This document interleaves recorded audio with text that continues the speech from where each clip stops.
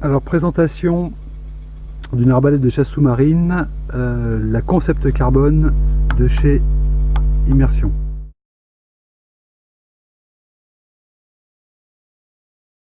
Alors d'abord une présentation générale avec quelques chiffres.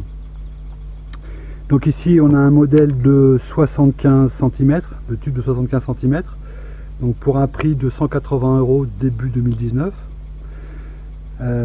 Il s'agit donc d'un fût en carbone.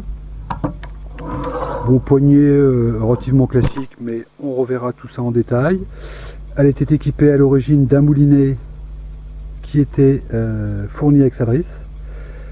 Important de le préciser parce que bien parfois, souvent on n'a pas de moulinet et parfois quand on a le moulinet on n'a pas la drisse. Une flèche à ergot. Alors cette flèche 115 cm donc de longueur standard pour un tube de 75. Le diamètre est de 7 mm je crois, pour un poids de 350 grammes environ. Alors une tête ouverte puisque une flèche à ergot.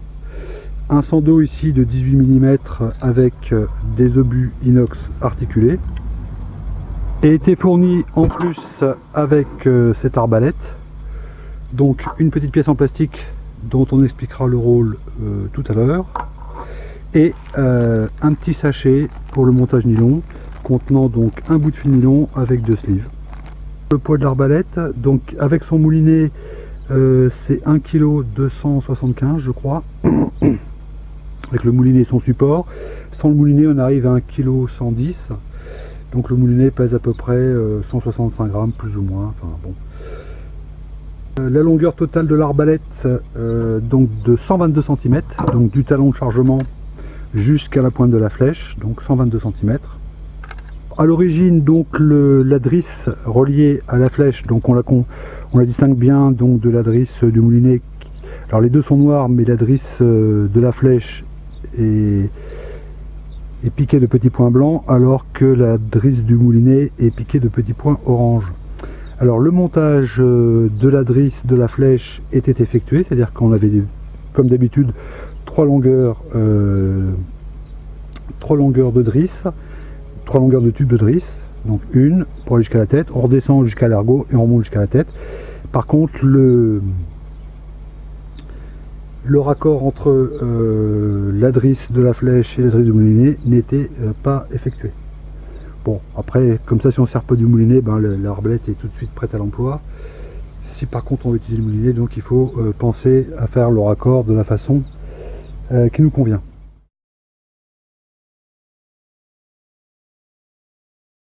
Pourquoi avoir choisi ce modèle-là? Bon, il y avait plusieurs critères pour ce choix. Le premier, bien souvent, c'est le critère prix. Donc je voulais donc un prix qui reste raisonnable malgré la présence du carbone. Ensuite je voulais effectivement du carbone. Et ensuite il y avait deux autres critères qui étaient pour moi obligatoires, indispensables. C'était le guide flèche intégral, c'est-à-dire la rainure au sommet du tube, sur toute la longueur du tube quasiment. Et le deuxième point que je voulais absolument, c'était l'ergot ici, l'ergot escamotable. Alors pourquoi ces deux paramètres absolument? Parce que quand j'ai commencé à chasser en 1990, j'avais une arbalète de ce type là, vraiment l'arbalète tout à fait basique. Pas de guide flèche intégrale, une simple bague donc qui guide la flèche sur quelques centimètres. Pas d'ergot escamotable, juste un pince-fil. Alors la bague, pourquoi ça n'allait pas? La bague justement glissait d'avant en arrière, on avait par exemple la flèche après qui est étalonnée sur le tube. Plus gênant encore, la bague pivotée à gauche ou pivotée à droite, glissée sur le tube, ce qui fait que évidemment le guide flèche n'était plus du tout dans l'axe de tir. Donc on imagine que la précision était loin d'être satisfaisante dans ce cas-là. Et enfin concernant la drisse résiduelle sur le pince-fil, cette drisse tenait jamais, elle se défaisait tout le temps. Donc on avait la drisse qui pendait sous le fusil, qui venait s'accrocher dans les rochers, qui ramassait toutes les algues au passage. Enfin, bon, bref, c'était vraiment assez agaçant. Alors ces deux systèmes là, donc la bague guide flèche et le pince-fil, ça m'avait pas du tout convaincu. Et fort heureusement, au début des années 90, donc est apparu assez rapidement donc ce modèle qui est le Viper de Dassault chez Spora Sub. Bon, un grand classique. Donc là c'était un tube en 90 Et là, on a une rainure sur toute la longueur du tube. Donc sur 90 cm, on a une véritable rampe de lancement. Donc par rapport à 3-4 cm, évidemment, on imagine que niveau précision, c'est quand même un peu plus adapté. Donc première chose, donc le guide flèche sur toute la longueur. Donc ce guide flèche, évidemment, beaucoup plus long, mais aussi il ne bouge pas. Hein, il ne peut pas se déplacer, évidemment, d'avant en arrière, ni latéralement. Donc on est tranquille, le guide flèche ne s'édrague pas, il est beaucoup plus grand. Et en plus, il s'avère que ce guide flèche est aussi très utile au moment de réarmer l'arbalète. Donc quand on veut remettre la flèche en place, eh bien, on se sert de la rainure pour la faire glisser et venir la clipser dans son mécanisme dans la crosse. Donc le guide flèche est utile de deux façons. Ensuite, le deuxième problème que résolvait cette arbalète, c'était l'ardillon, le largot escamotable. Alors au moment du tir, pas compliqué, l'ergot se rétracte et libère la drisse. Bon, ça jusqu'à là, aucun souci. Une fois qu'on a remis la flèche dans son mécanisme, l'ergot réapparaît et il suffit de venir remettre la drisse sur l'ergot. Voilà, et là en 25 ans, puisque ça fait 25 ans que j'utilise cette arbalète, une fois que la drisse est en place sur son ergot, ça ne se défait pas. Et on a un montage propre qui ne se prend pas dans les angles, dans rien du tout, c'est impeccable. Donc ça, le guide flèche intégral et l'ergot escamotable, sur le Viper, ça m'a totalement convaincu et j'ai eu le temps de le tester. Hein. Donc c'est pour ça que je voulais retrouver ces deux éléments sur la Concept Carbone. Donc ce fameux guide flèche, là qui est un peu moins long parce qu'il y a une partie au début qui sert pour le support de moulinet. Mais bon, le guide flèche sur la Concept Carbone commence ici et s'en va jusqu'à là. On peut même dire de toute façon, comme le support de moulinet lui aussi est rainuré, donc il prolonge finalement le guide flèche. Donc on peut dire aussi quasiment là qu'on a un guide flèche de 75 cm. Et donc l'ergot escamotable. Alors, on dira, il n'y a pas simplement que la Concept Carbone qui propose un guide flèche intégral plus un ergot escamotable. Mais si on veut réunir tous les critères, donc guide flèche intégral, ergot escamotable, fût en carbone, le tout pour un prix pas trop onéreux, et bien c'est ce modèle là que j'ai retenu.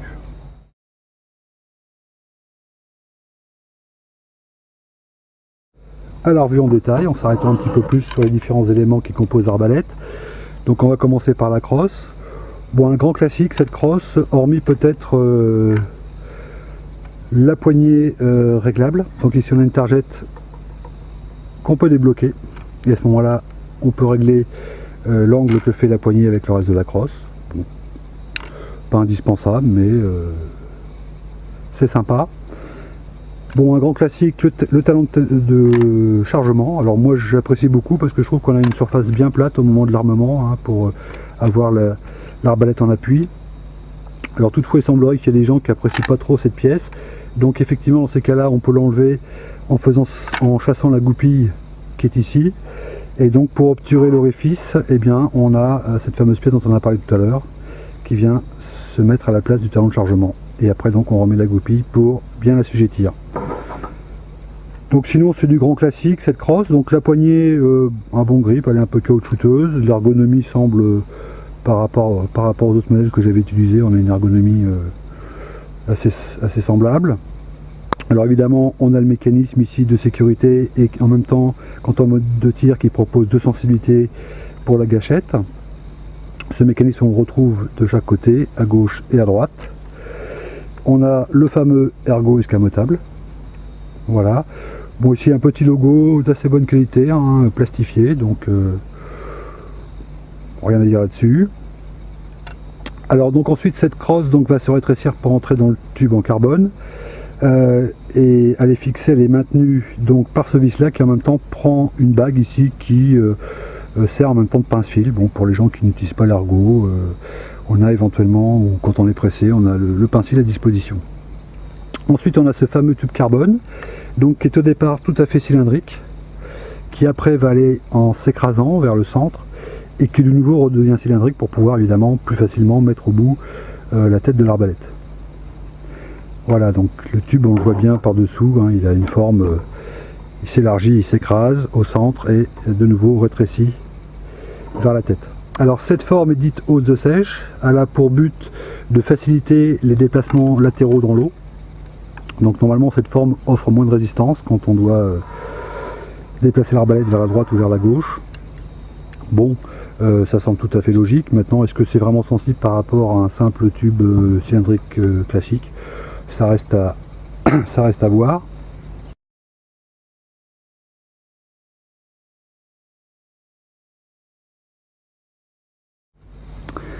Donc voilà pour le tube.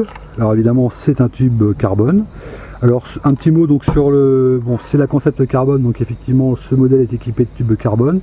Donc du modèle le plus petit 75 jusqu'au modèle le plus grand, je crois c'est du 130 ou 140. Mais bon, on peut quand même préciser que sur le tube de 75, le carbone, ça n'a pas vraiment d'utilité. Bon, le carbone est intéressant sur les grands tubes, je dirais à partir de 1 mètre ou plus, parce qu'il offre une meilleure rigidité que l'alu qui a tendance à se cintrer sous la tension des sandaux. Mais sur un tube de 75, le problème de cintrage n'existe pas même avec de l'alu. Donc le carbone ici sur le tube de 75, c'est vraiment juste un plaisir, un luxe. Bon, c'est vrai que c'est un super matériau, ça change de l'alu plastifié ou pas. Voilà, donc moi j'en suis très content parce que je trouve que ce matériau là est vraiment magique. Bon, et c'est entre autres pour ça que j'ai fait ce choix de cette arbalète, parce que moi je voulais donc, justement avoir le plaisir d'utiliser une arbalète à base de carbone. Donc c'est fait. Alors après sur le tube évidemment on retrouve la flèche dont on a parlé tout à l'heure, une flèche à ergot, donc avec les deux ergots ici. Donc deux ergots qui impliquent forcément une tête ouverte. Évidemment si on utilise une flèche à ergot avec une tête fermée au moment du tir, on vient exploser la tête. Donc flèche à ergot plus tête ouverte, est-ce que c'est mieux que l'ancien système qu'on avait sur le Vipère de flèche à encoche plus tête fermée? Ça reste très très discutable, d'autant plus que l'inconvénient de la flèche, de la tête ouverte, c'est que évidemment elle peut sortir hein, si on retourne, si on penche l'arbalète, on la retourne. Donc on est obligé avec la tresse ou le nylon, il y a un système donc, qui vient plaquer la flèche sur la tête pour pas qu'elle puisse bouger. Donc bon voilà, les avis sont très partagés. Est-ce que c'est vraiment une nécessité? Bon, ça reste à voir. Et donc au bout, on a évidemment sur notre flèche l'ardillon classique et obligatoire.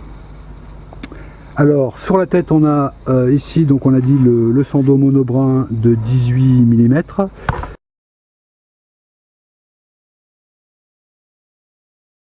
Terminé par un obus inox articulé.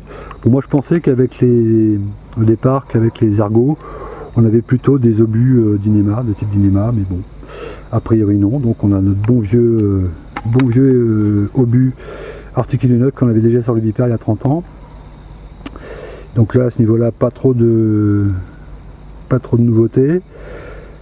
La longueur du sando je ne sais plus exactement, mais là il y a une longueur qui est adaptée donc évidemment à la longueur du tube. C'est un moulinet en deux parties. Alors bon, je connais pas les moulinets des autres marques, mais je pense que ça va être à peu près le même principe. Au départ, je pensais aussi que le moulinet faisait un seul bloc, donc quand on n'utilisait pas le moulinet, je pensais qu'il fallait donc dévisser ici, sortir la crosse, la bague et puis tout sortir.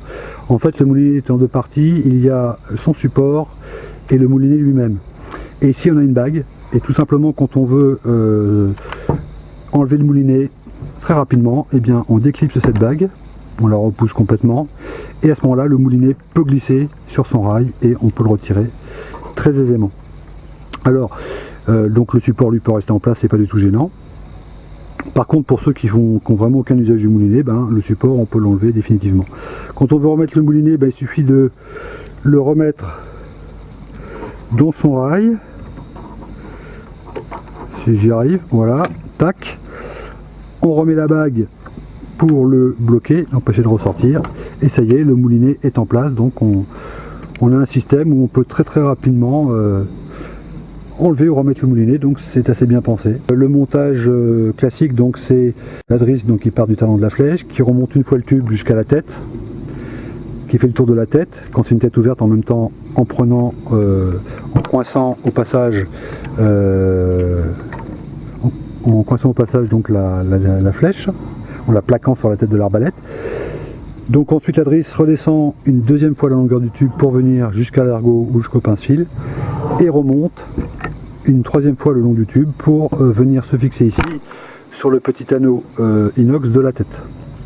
Donc au départ, donc la drisse là, blanche et noire était directement rattachée, comme ça se fait de manière classique, à la tête de l'arbalète. Donc quand on utilise le moulinet, quand on veut raccorder le moulinet à la drisse, donc la drisse de la flèche, au lieu de venir ici, elle s'arrête là, au lieu de venir jusqu'à la tête, elle s'arrête à peu près à mi-parcours de la 3e longueur. Et après donc c'est la drisse du moulinet qui prend la relève, donc la drisse du moulinet sort par son guide ici, remonte le tube, passe dans l'anneau et revient ici pour rejoindre la drisse de la flèche. Alors ici ce raccord est fait avec un émerillon, alors c'est un émerillon numéro 4. Alors c'est ce type d'émerillon. Alors pourquoi 4? Parce que normalement c'est une valeur de résistance pour une cinquantaine, 55 kg. Là il semblerait que ça soit un peu plus costaud parce que sur l'étiquette normalement ils annoncent, alors c'est bien du numéro 4, mais ils annoncent une résistance de 165 livres, ce qui correspond à entre 74 et 75 kg. Enfin bon, peu importe, ça donne un ordre d'idée. Donc un émerillon autour d'une cinquantaine de kilos, normalement ça fait l'affaire.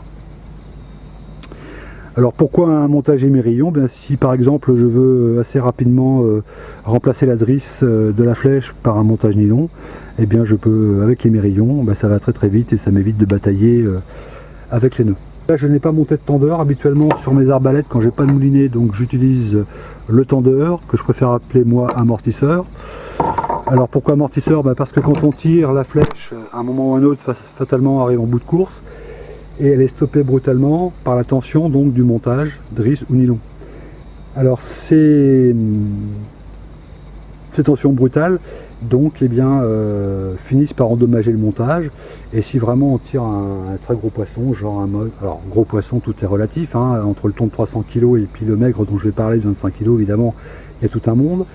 Mais si on tire un gros poisson d'une vingtaine de kilos par exemple, eh bien il y a un risque aussi quand le poisson va être fléché, donc s'il n'est pas tué net, eh bien il va faire son rush, un démarrage à toute vitesse.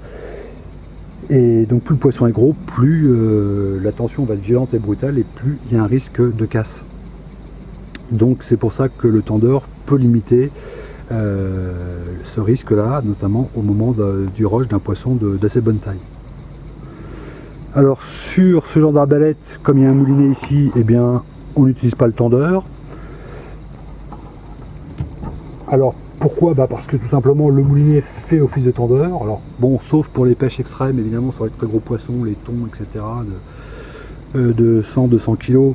Là je pense que, bon je suis pas un spécialiste, je connais pas, mais je pense que les chasseurs utilisent à la fois le moulinet et le tendeur, parce que le poisson a tellement de puissance qu'il faut absolument minimiser les à-coups que peut subir le montage. Donc, mais ça, bon, j'en parlerai pas plus parce que je connais pas. Je suis pas du tout un spécialiste. Mais donc, pour la chasse classique, avec des poissons qui restent dans des tailles raisonnables, bon, le moulinet sert d'amortisseur, puisque quand la flèche a tiré toute la drisse qui est raccordée donc au talon de la flèche, et bien après c'est le moulinet qui se déroule tout doucement. Les à-coups sont donc absorbés par le moulinet par la drisse du moulinet qui se dévide. Voilà, donc en fait c'est le moulinet qui fait office d'amortisseur dans ces cas-là. Alors les amortisseurs, soit on en achète des tout faits, mais je trouve que, bon là par exemple c'est un amortisseur de 7 €, c'est quand même cher, et pof, là on a embuté le maximum. Bon, c'est pas très costaud, 7 €, c'est un peu cher pour ce que c'est. Alors sinon, le plus simple c'est de se réaliser un tendeur ou un amortisseur avec un bout de sando. Donc on prend un vieux sando, et on le coupe dans le sens de longueur en 3 ou 4 morceaux selon la résistance qu'on souhaite, qu'on désire. Après on prend un bout de drisse, 30-35 cm. Donc on laisse un peu de mou pour pouvoir faire une petite boucle après, pour les raccords avec éventuellement des émerillons. Un nœud à une extrémité du sando, ensuite on réalise des spires tout le long du brin, un nœud à l'autre extrémité, et on laisse aussi un peu de mou pour refaire une boule de l'autre côté, et voilà, on a un amortisseur ou un tendeur bien plus costaud que ceux du commerce, et qui nous a pas coûté qui nous a pas coûté très cher, si ce n'est le prix du bout de drisse.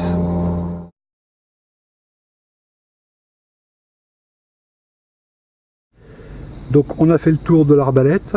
Alors elle n'a pas été encore testée, donc là au niveau technique comme ça, théorique, en la présentant, en la comparant aux vipères que je connais très bien, bon, ça paraît tout à fait, apparaît tout à fait acceptable, correct, hein. Il n'y a pas, au niveau poids, maniement, on ne sent pas trop une différence de qualité. Bon, maintenant, on peut pas se faire une idée précise d'une arbalète tant qu'on l'a pas testé, donc ça sera le but de la seconde vidéo. Ce sera un test en conditions réelles, donc en conditions de chasse. Donc pour voir un petit peu comment se comporte cette arbalète, notamment sa précision, son comportement dans l'eau. Mais tout ça, ça pourra être vérifié que donc en conditions réelles. Donc rendez-vous pour la prochaine vidéo dans l'eau.